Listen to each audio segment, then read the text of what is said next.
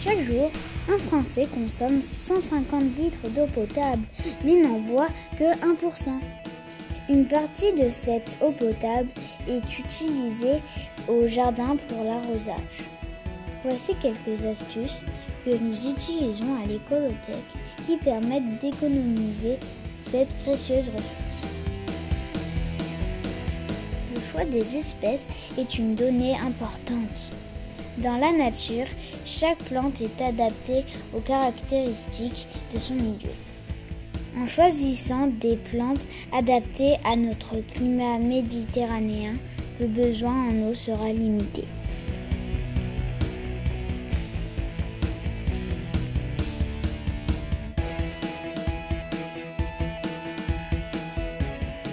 Une fois les plantations faites, différents petits gestes peuvent limiter la consommation d'eau, comme par exemple le binage. Cette technique permet de casser la croûte de terre de surface, ce qui facilite la pénétration de l'eau dans le sol et limite l'évaporation. C'est pour cette raison que les jardiniers disent qu'un binage vaut 2 arrosages.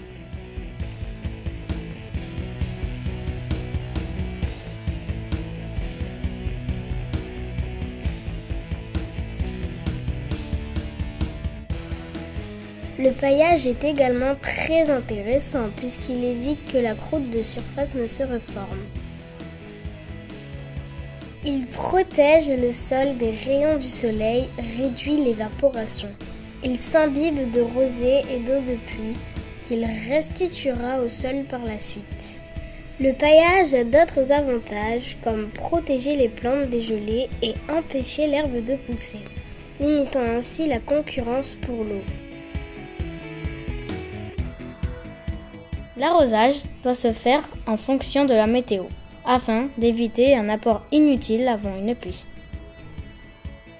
En été, on arrose de préférence le soir ou le matin pour limiter les pertes par évaporation. Il est préférable d'utiliser une méthode d'arrosage au goutte à goutte. Cette technique permet d'effectuer un arrosage raisonné et au plus près des plantes. Un écoulement plus lent permet à l'eau d'être mieux absorbée par la terre.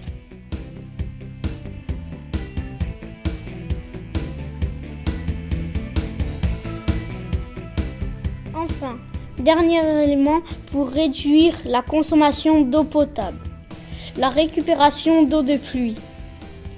Un système de collecte et de stockage de l'eau pluviale dans une citerne fournit de l'eau gratuite sans calcaire ni chlore.